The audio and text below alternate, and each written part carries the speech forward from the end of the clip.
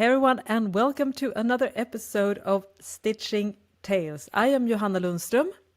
And I am Malena Järpe. And we are a lot of things, and one of the things that we are is co-authors of a book called Fit for Knits. And if you're watching the video now, you can actually see the book, but if not, you can check it out. It's available in most big bookstores, especially in the Amazon around the world. And this is a book that we published in November of 2023, and it's a book about sewing and fitting knit garments. So in today's episode, we want to take you a bit behind the scenes and talk about how the book came about, and of course share lots of really useful information that is in the book, and perhaps a little bit of the struggles as well in publishing a book. And yeah, it's not all roses. It's also quite difficult, but we did manage it through, and we're very proud of our first co-authored book. And Malena, perhaps you could start and tell a little bit about the backstory of how this book came about. Yeah, so we had been working together on a few smaller projects earlier, like I helped you out, you helped me out. And then you asked me if I wanted to be part of this book that you have been thinking about writing. And like my initial reaction was like, that sounds like a huge commitment. It's going to take a lot of time and during a long time as well. That's scary. I want to say no. But then on the other hand, it's like, this is a great opportunity. Now you have a business, you can't say no just because you're scared. So yes, I said yes. And yeah, here we are, 2.5 years later, we have a book baby together. Yes, it's wonderful. It's very well. It was a long pregnancy, I should say that. Yes. Because as Malena said, it took us about 2.5 years from idea to finish the book. Yeah, we worked for it like on 2 years, but I was actually on maternity leave when you asked me, so it took a while before we actually could start writing it. Yeah, it was definitely a long process, and the process started even before that, because I've written several sewing books before. One is about sewing your own activewear, one is about how to use a Coverstitch machine, and then I wrote a book about sewing your own jeans. And I really like to think about, when I think about sewing books ideas, I like to look at like white spaces in the sewing market where there's a need for information, but there's no real other books serving that type of topic. And so it should also, of course, be something that I have knowledge in and is interested in writing a book about. So I own a lot of pattern fitting books, and I find they're extremely important and useful. But however, all major pattern fitting books that are out there only focus on, or at least a 99% focus on woven fabrics. So I thought, why is there no book about pattern fitting for knit fabrics, which is what a lot of us is both sewing, of course, and wearing today. So it felt a little bit like that kind of topic needed to be addressed in a more modern manner. So I've been thinking about this book for several years before that, but I didn't have the knowledge myself, because I know about sewing knits a lot, but pattern fitting is not my expertise. But that was because then when me and Malena met, I realized that the person I needed for this book was standing right in front of me. And so, Malena, could you tell us a little bit about your background and why it was so valuable to have you as part of this book process? Yeah, and it's so interesting what you say about most things are for woven, and I completely agree. Also, when I was in school, we mostly talked about woven stuff. And just like tiny little course about knitwear, knitted garments or knitwear. So when I started working as a pattern assistant, I basically didn't know anything about how to work, how to pattern construct for jersey garment, for knitted garment or anything. So I really had to learn by doing, basically, and of course, like a lot of really competent pattern makers that could help me out. But yeah, I worked as a pattern maker now for almost 15 years, And I would say majority of that time I've been focusing on knitted garments, and we always divided into knitwear and jersey. So jersey is basically, yes, knitted fabric, but you cut and sew. And knitted garments are like, you know, those heavy knit kind of styles. Knitted on, So I should perhaps explain, like, are knitted on a machine, right? Like you would hand knit yeah, rather than exactly. knit on a machine, so you don't cut it from a fabric, right? No, exactly. Yeah, that's the biggest difference. Both are knitted, but jersey. When we say jersey, we mean that it's been cut out from a fabric and then sewn together. Yeah, I've worked many years with those types of garments, and it's really like a special skill, I would say. You can't work with it in the same way as you have when you work with woven fabrics, and you have to think a little bit different when you construct the patterns. There are a little bit different rules. I'm so happy to been able to put all the knowledge and experience that I've collected during this year in this book, because I really think that I love working with knitted fabrics, and there's not that many books about it. So I'm really happy about what we accomplished.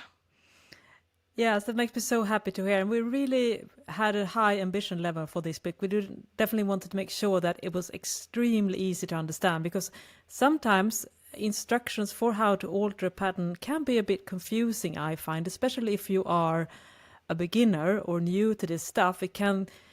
They are sometimes difficult words, and it's a little bit difficult to understand the diagrams. So we decided to take a bit of a different approach in that we are extremely visual in the presentation. So each step is very clearly defined, so it's easy to follow, like from 1, 2, 3, 4. Every step is just one single step. You don't add a lot of steps in each. So the visual, it's a very visual learning book. And that's also why it ended up being 260 pages, which is like the thickest book I've ever done. I think most of my other sewing books is around 190 pages or something like that. So yeah, it was a large undertaking, and we actually together between us drafted around 1,000 illustrations. So that's a lot. That's a lot. So that gives you an idea. So that means that on each page there's about 3 to 4 illustrations on average. So, but that's because we really wanted to make sure, right, Malena, that you could easily understand just glazing through the process, right? Exactly. I think this is a very visual thing we talk about. So of course we want to write a little bit and like share the knowledge behind it and the thought process behind like the different adjustments and like what you need to think of. But like it has to be visual. It has to be like you should just be able, like see it on the pictures and then like understand what we mean. That we really aimed for. And I think it was really a process also. Like the first illustrations we made, we worked with, and then we continued to next chapter and next, and like it evolved because it took so long time. And then when we revisited those first chapters, I was like, no, we got to redo this. This is not good enough. Like we have evolved the method, like how we want to show and how to visualize it. So we had to redo quite a lot as well, like the first chapter that we did. And I'm happy that it took so long time, because then you can really think about it and redo things that had to be redone. So yeah, we really focused on the visual, and it's not so cramped in on one page. It's not too much. It's very like airy, so it's really, and it's easy to read as well. I think that was really important for us to make it visually very appealing and easy to follow, and yeah, not too much like crammed in one page. Yeah, for you that are watching the video right now, I'm showing the book, and if not, of course, you can go over to my website, thelovestitch.com, to see examples from the book if you want to learn more. Yes, as Malena says, it's a very like, it took a long time, and I think that's wonderful that we didn't rush it. I think that's probably one of the best thing about doing this project for so long, that we really evolve over time. It's interesting. It's actually quite fascinating that you start with one idea and then we realize that we're doing a bit overly complicated. and then we could like reduce, and it was such a wonderful thing. And I think I've learned so much from this book. I mean, I've been teaching sewing in various ways over the years, but I think that this book was probably the biggest like aha moment, because it was really, we were really taking something that can be a bit overwhelming and complicated and really trying to make it as simple as possible, which is also, we have gotten absolutely amazing reviews for this book. I mean, everyone that has written a review over on Amazon, for instance, has mentioned these particular things, that, you know, it's easy to understand, it's very easy to follow, it answers all your questions.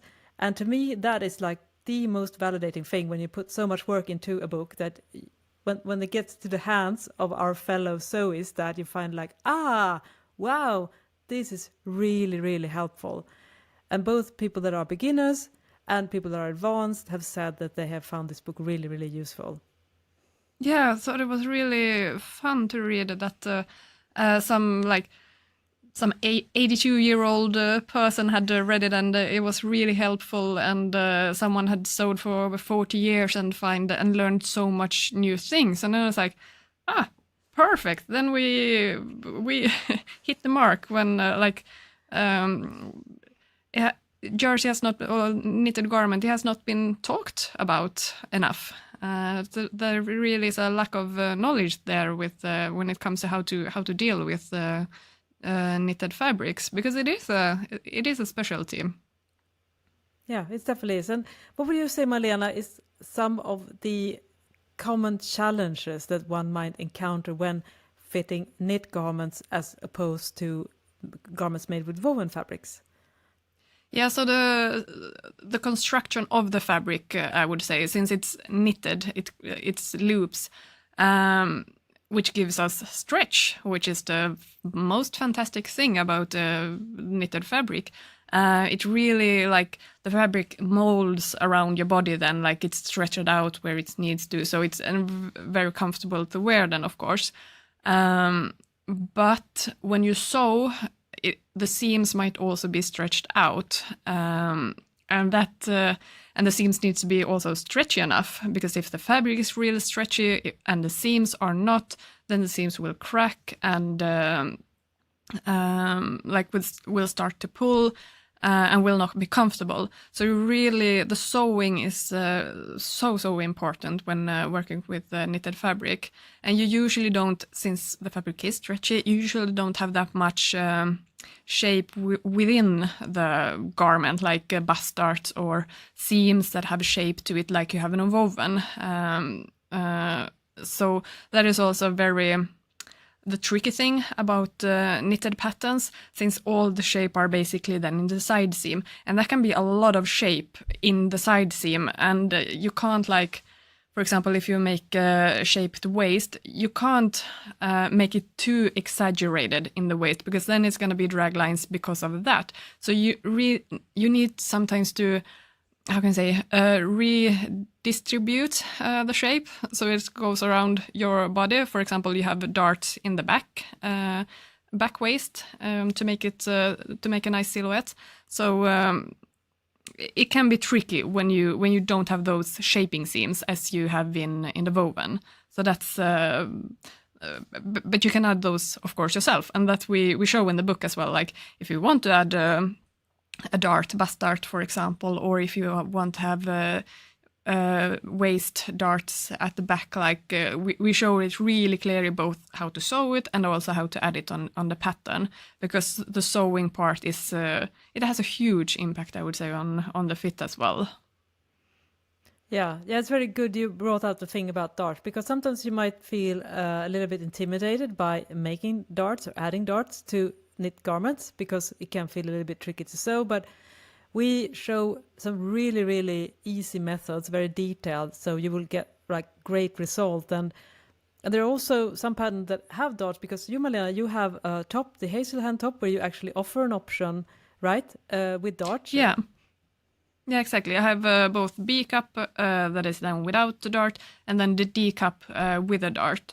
And if you need to increase it even further, it's so much easier to do a full bust adjustment on a pattern that already has a dart, because then it's so much easier to just increase that dart. But yeah, sometimes, even though the fabric is stretchy, sometimes you need a dart to get away those drag lines that can appear. Yeah, as Malena says, there's like you come to this edge or the limit where you have to do something in order to fix the issues, depending on how the body looks like. And also another thing that we also address a lot in the book is fabric, because not all knit fabrics are created equal, which again will affect the fit, right, Malena? Yeah, exactly. Yeah, it has a huge impact. I mean, if you sew tight pair of leggings, those always have negative ease. And if you use a fabric that has less stretch compared to what the pattern is designed for, it is going to be too tight. And the fabric also needs to not just stretch on, it needs to be stretch on always, like 4-way stretch. It can't just be stretchy on the horizontal way. So it's really, really important to match the right fabric with the right pattern, so so the fit is going to be right. And you've written a huge chapter about the fabric, and there are a lot of different types of knitted fabric. Yeah. So in the early part of the book, we talk about the different fabric choices, and I think roughly I cover about 30 different knit fabric types. I'm not exaggerating, because there are so many ways, and they can also be knit in different methods. So I talk about all the fabric types, and of course we address what type of projects you can use for them. So for instance, like a light 4-way stretch lycra is fantastic for close-fitting garments, for instance, but you shouldn't use it to sew a hoodie, for instance, obviously, because it doesn't have enough stability. So sometimes for some type of patterns, you do need the stability instead, because if you want to sew like a constructed jacket or maybe a pair of pants, you usually won't be as successful if you take a very lightweight knit, because that's not really meant for that kind of more structured garments that needs heavier fabric. So a lot of the success factor is understanding different type of knit fabrics and how they will affect the end result. So as Malena says, it's a huge thing. So for instance, you have to use 4-way stretch on certain garments, because otherwise you can't move in all directions, especially if you're doing like activewear or underwear and things like that, where you mean to ensure that you have a lot of movement. That's super, super important. So that's something we talk about a lot as well.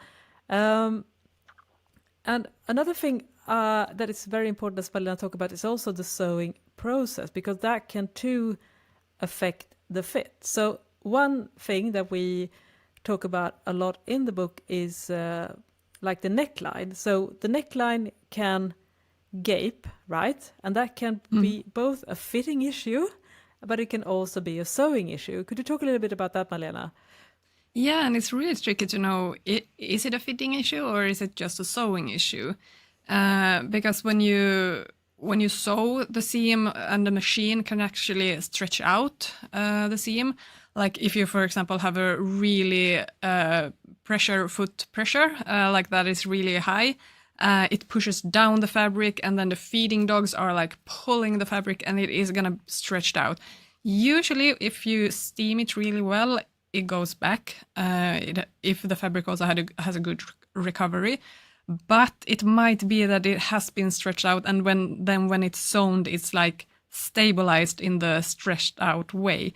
So you really have to have, I always do test sewings, like a test sample on the real fabric in the right amount of layers that I'm going to sew, to make sure that both like the tension of the seam is good, and also that the foot pressure is okay.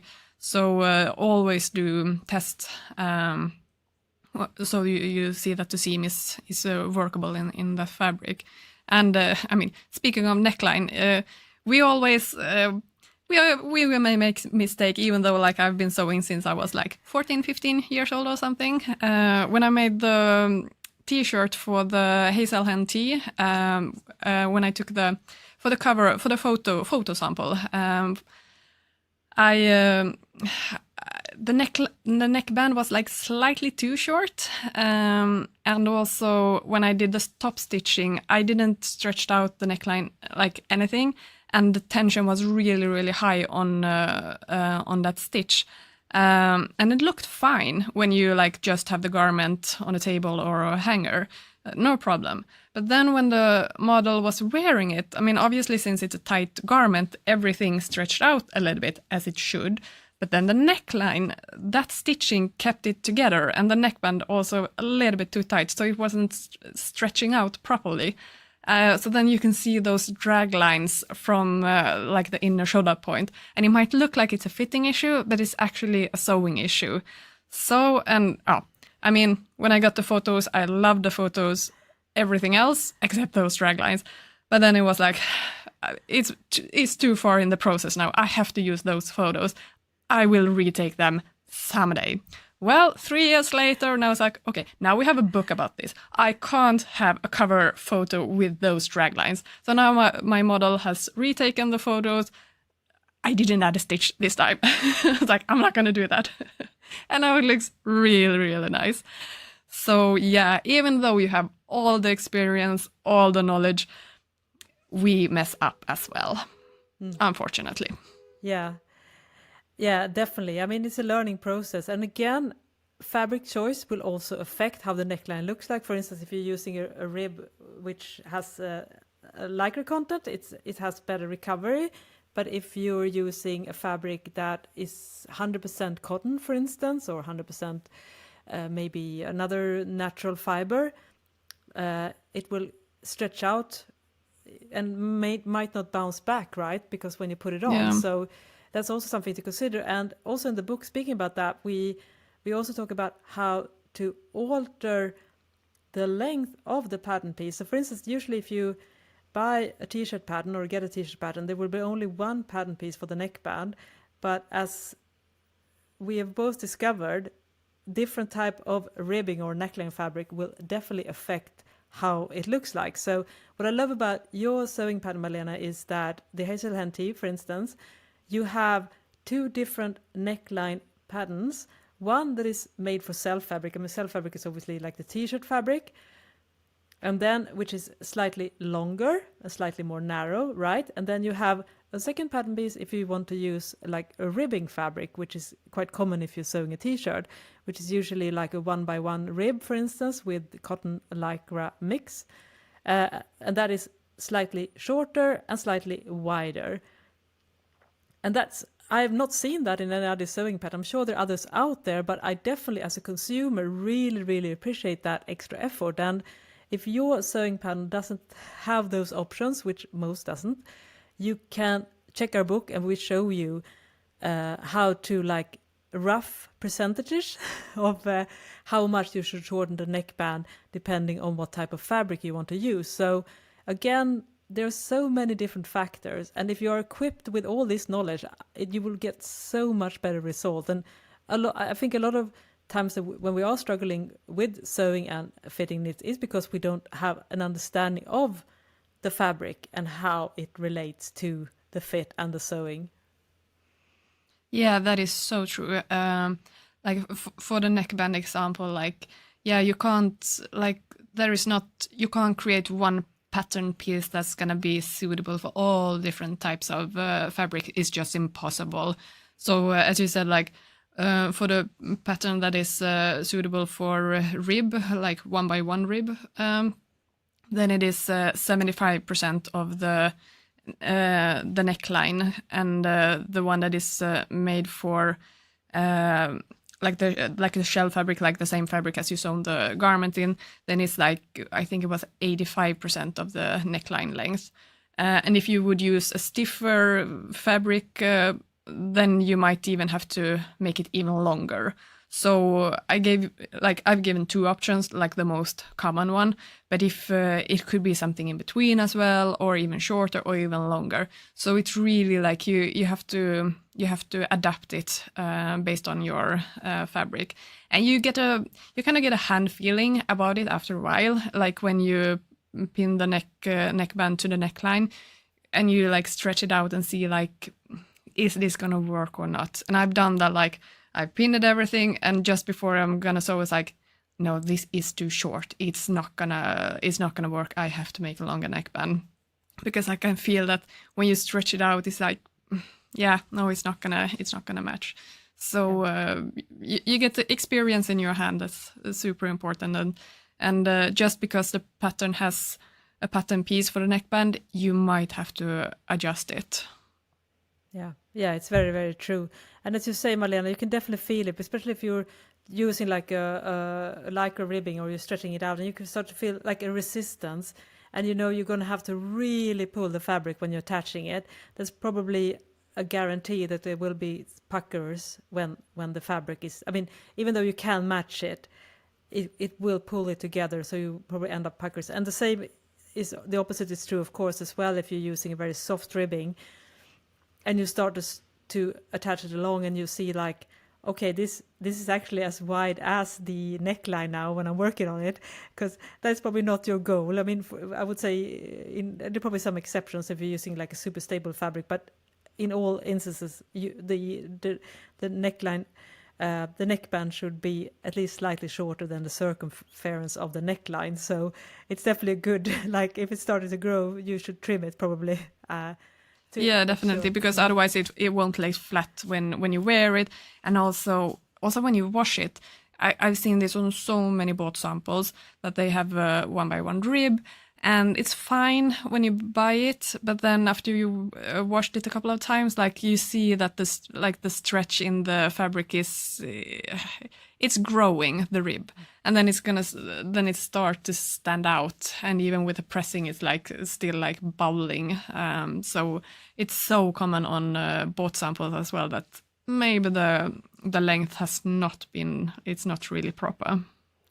So that's probably some comfort as well. Even the pros, they don't always get it right. So don't be too hard on yourself if you end up not picking the right type of fabric, because it is tricky. But that's also why we made this book, because we want to like make sure that it won't be as tricky. Because when you read our book, Fit for Knits, you will just get so many like aha moments, I think, when you're like, that explains why my garment didn't end up the way I wanted it. So there's usually some like really like revelations I think you will find with this book. And we of course don't just cover top and necklines, we cover tops in general, and we also talk about pants, and we talk about skirts. So we go through all the garment types, and of course dresses as well, but that is mostly related to tops, so it's similar, and skirts. So if you mix them together, you will get the similar fitting issues.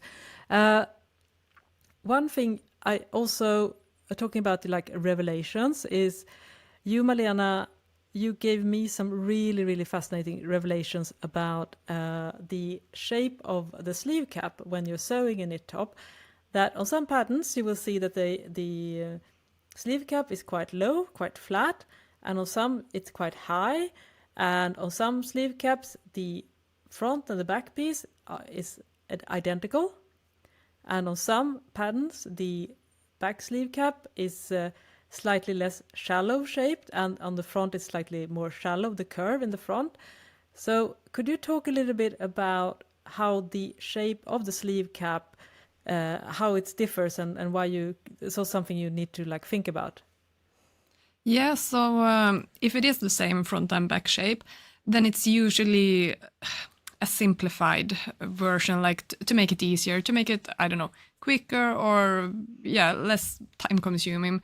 But if you want to have a really nicely fitted jersey garment, you have to have different shape, both on the armhole, front and back.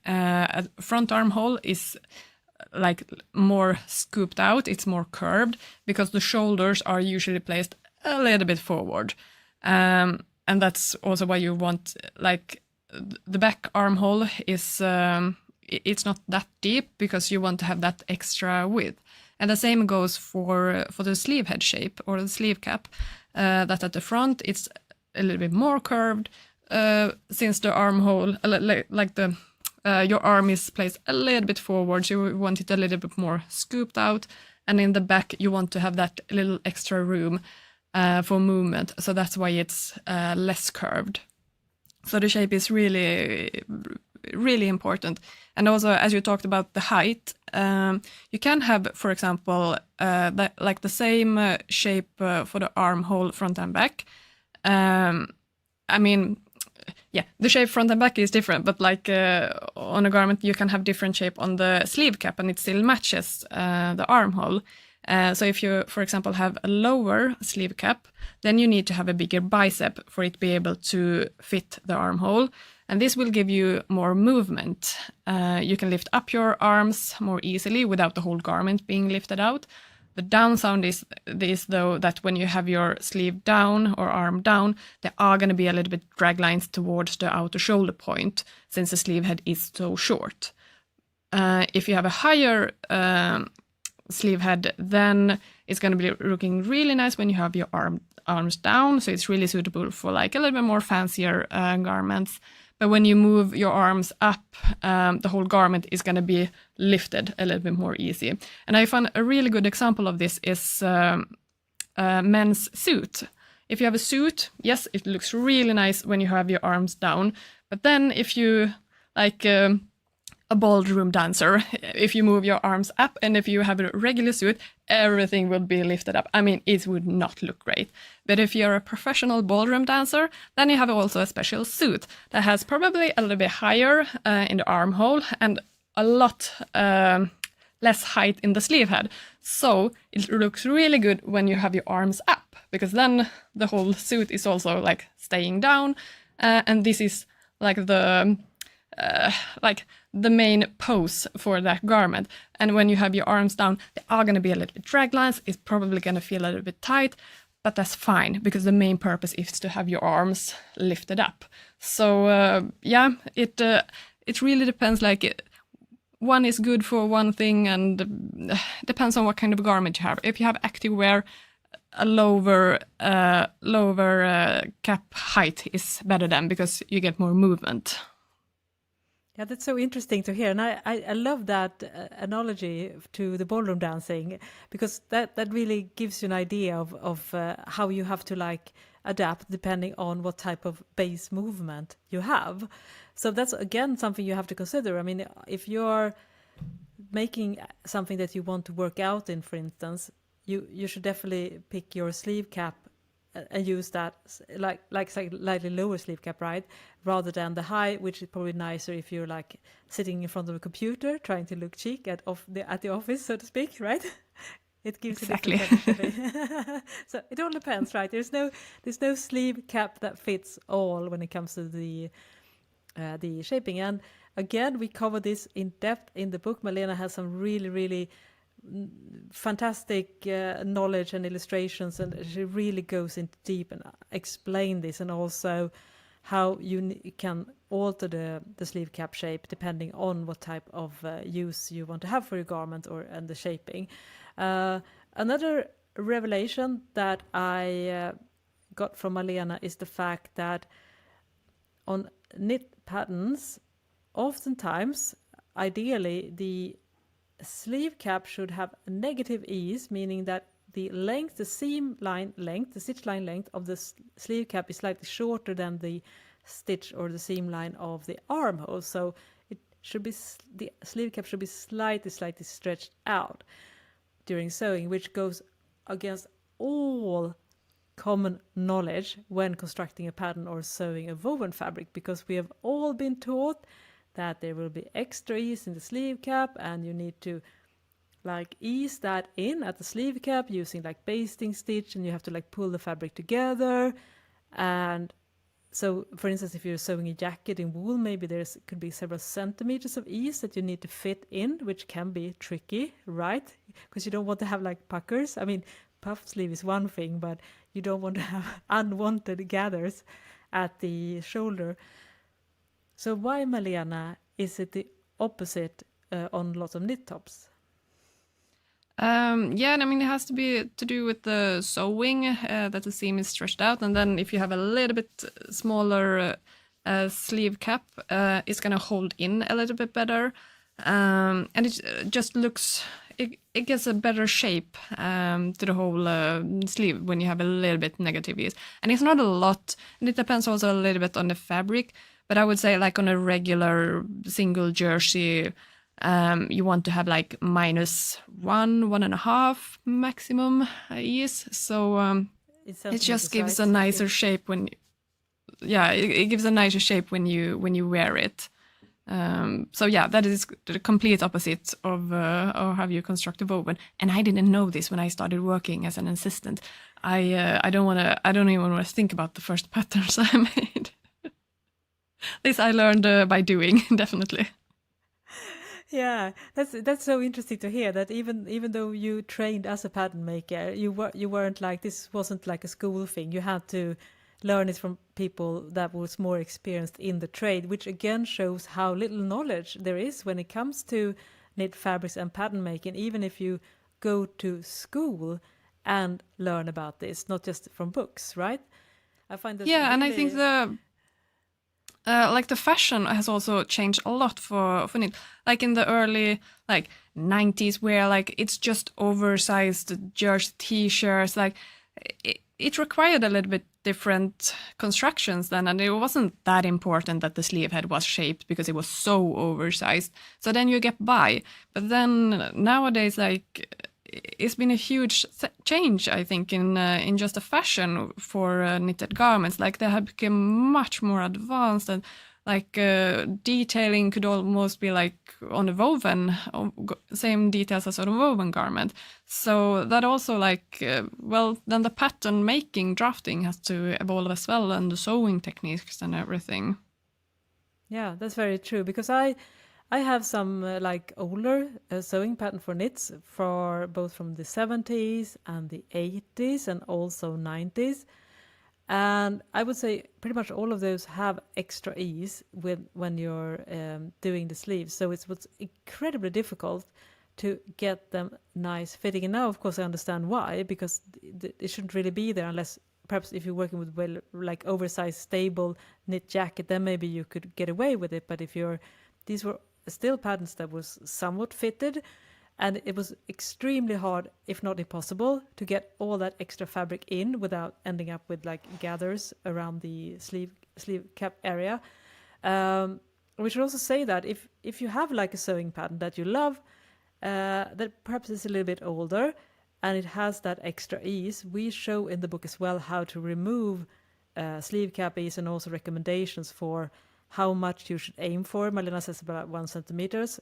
Some would like that, but it also depends on the garment. So we have a list there, a guide where you can check if you want to do that. So just that little tweak will make a huge difference when it comes to the sewing experience, because we know that sewing sleeves can sometimes be a bit tricky, right?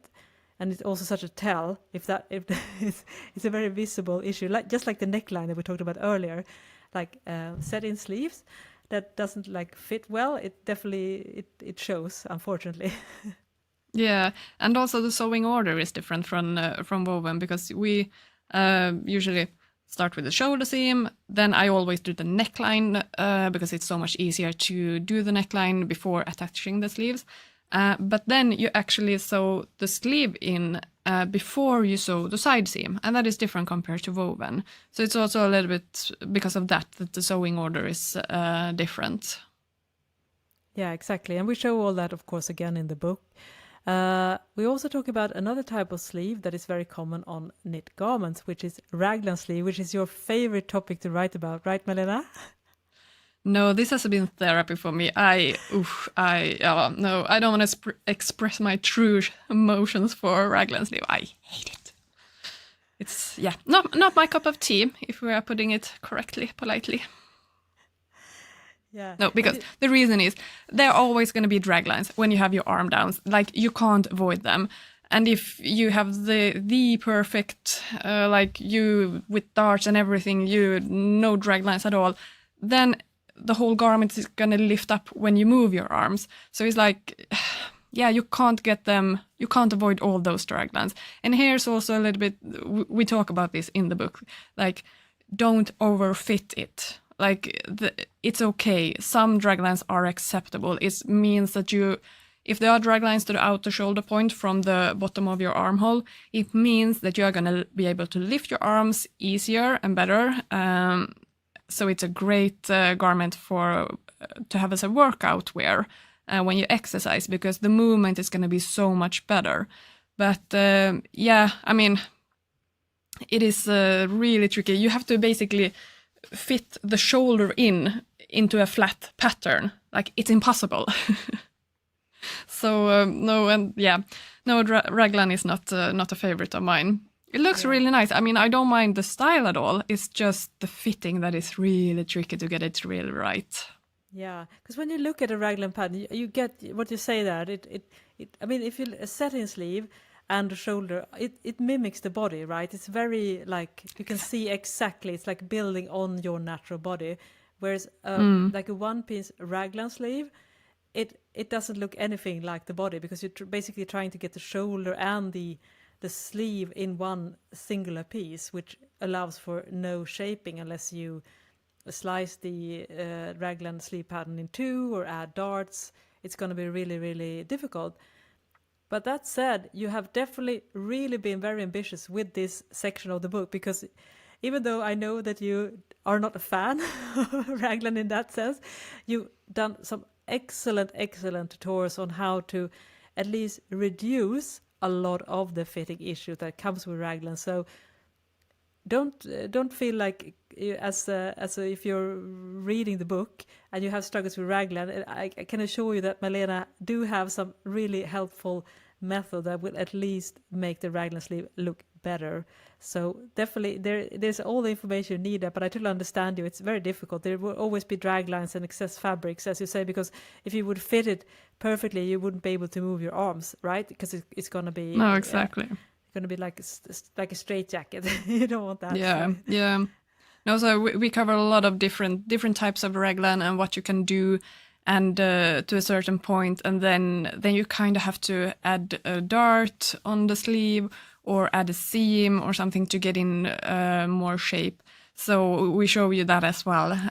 So hopefully you will still be able to get a good enough fit, because you don't want to overfit it, because then the movement is compromised. So it's always a compromise between it looking good and also the purpose of the garment, like being able to move and work out, or to lift your arms up, basically.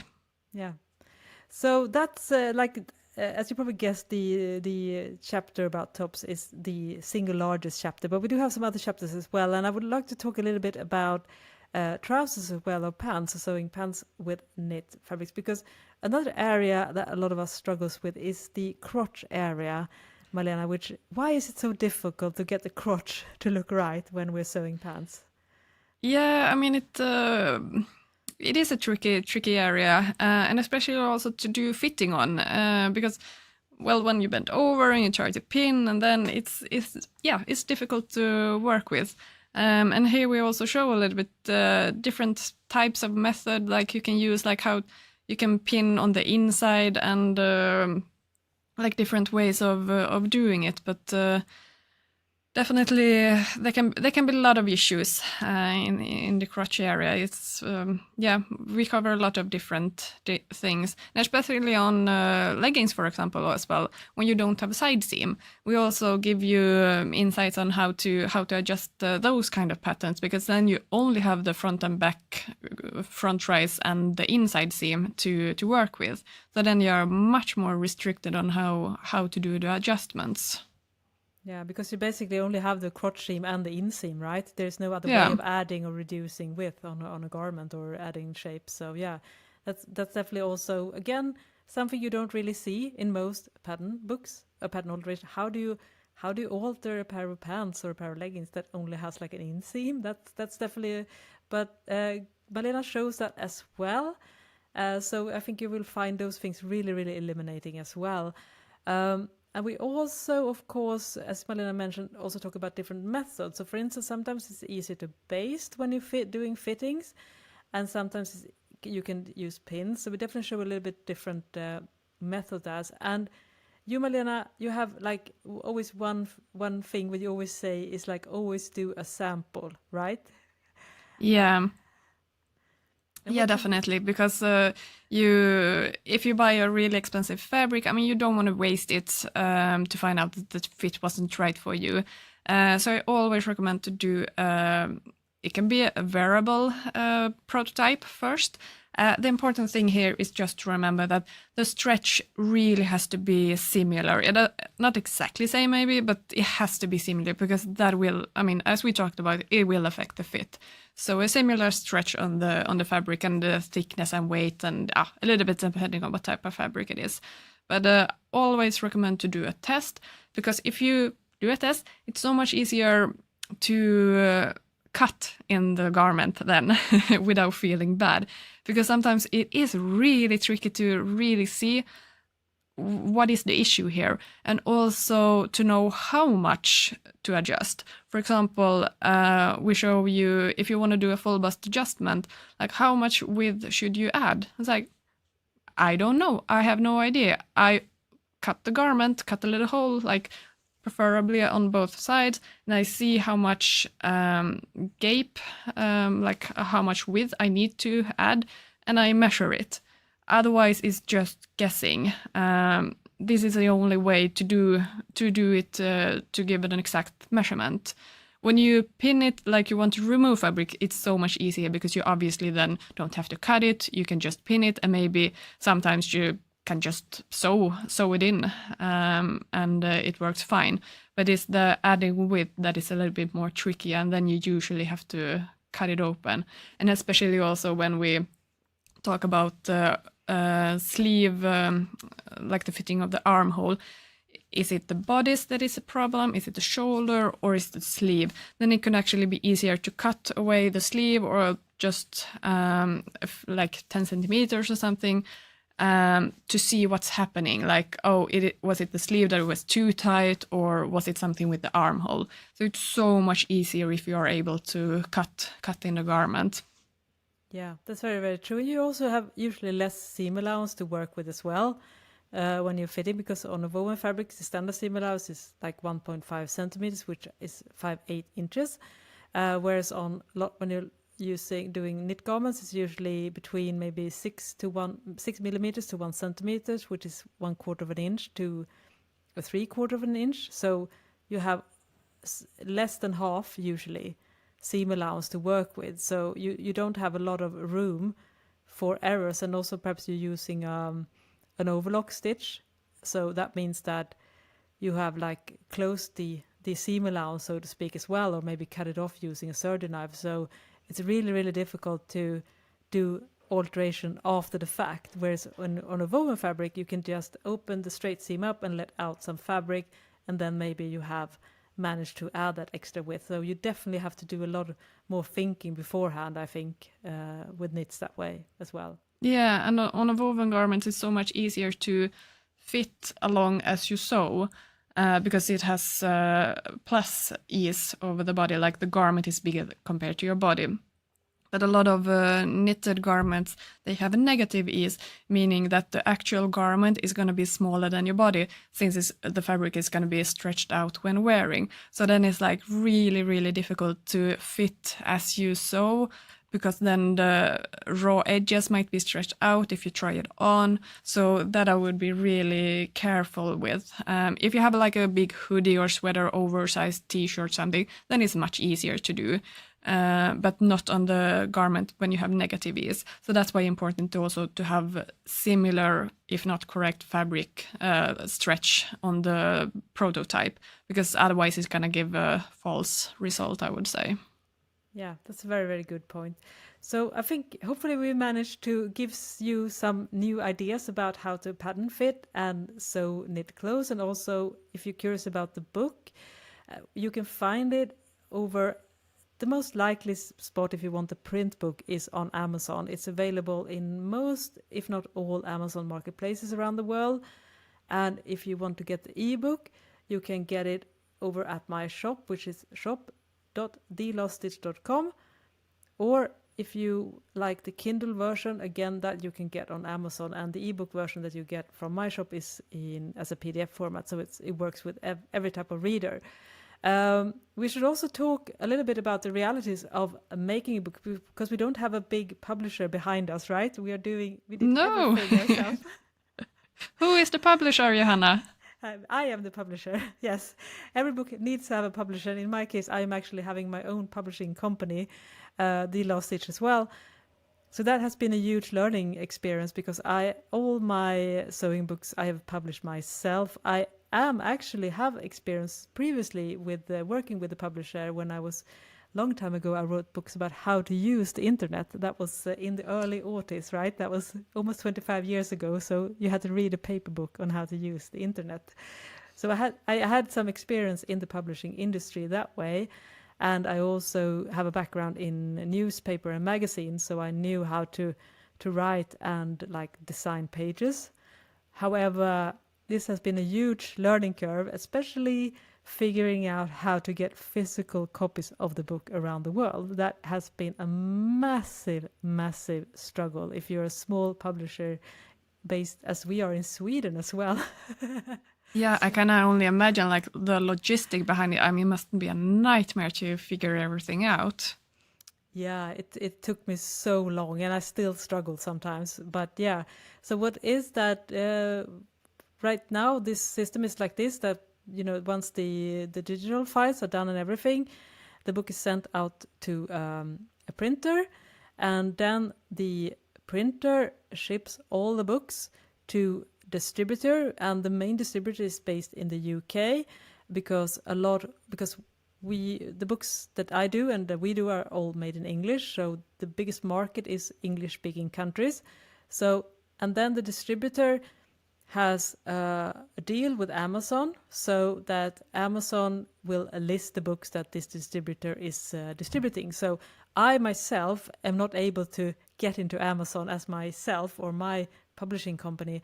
I have to go the route via distributor, because they have access to the Amazon marketplace. So just that is like a big hurdle to get over. And then, of course, because Amazon is such a big company, they set all the terms, they set all the pricing, and they can, tell if it's going to be available, which in each marketplace. I have no say over that, neither do I or my distributor. And also sometimes it can be frustrating, because sometimes Amazon does things wrong. So for instance, with this book, because the title is Fit for Knits, Amazon in the UK put it into categories which has nothing to do with sewing. One is fitness, because fit, right?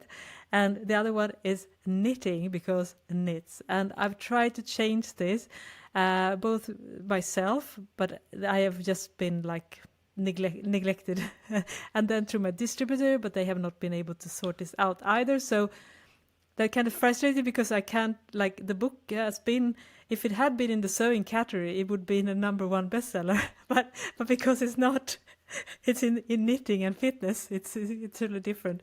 You will still be able to find it, but that's just a few like behind the scenes stuff of how difficult it can be to. So I understand, because I want to make sure that the book is available everywhere, and it's like a price that is accessible.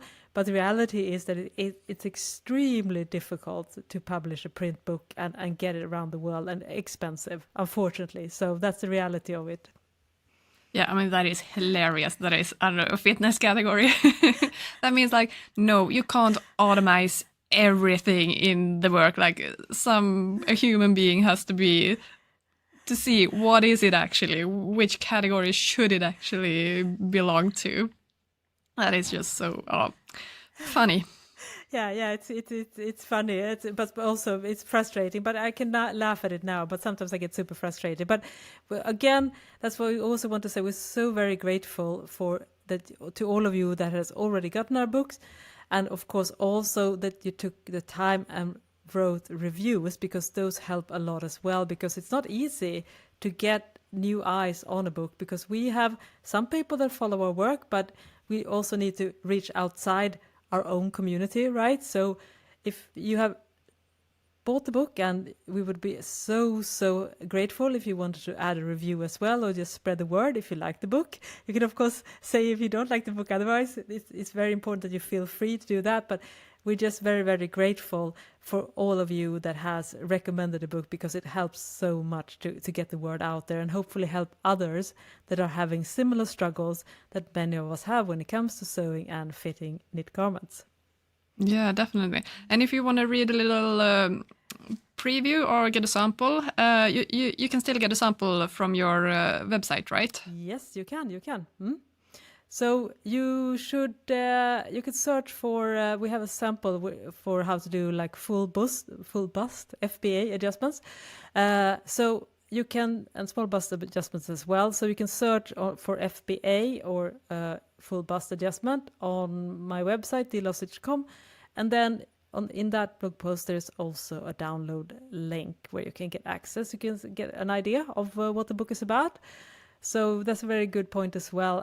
So yeah, we're very, very proud of our baby, and hopefully we're going to make some more books in the future when we have like recuperated and gotten our like time and energy, because it takes a lot of, as we said, 2.5 years to get the book out there. So yeah, it's not happening. A new book is not happening tomorrow, but we have some great plans, right? Yeah, definitely. I mean, when you're in the process, then you just come up with so many new ideas of other things you also want to do. So yeah, there's definitely ideas. Yeah, so stay tuned, and we're going to keep you updated on this pod and on other channels. So Malena, where can they find you? You can find me on Instagram. Hazel Hen Patterns is my name there. And you can find me also on Instagram as Last Stitch. And my main hub of all the things I do is thelaststitch.com, where there's also a big page there where you can learn more about the books as well. Everything will be very easy to find on the front page of my website. Thank you so much for listening, and bye-bye. Bye-bye.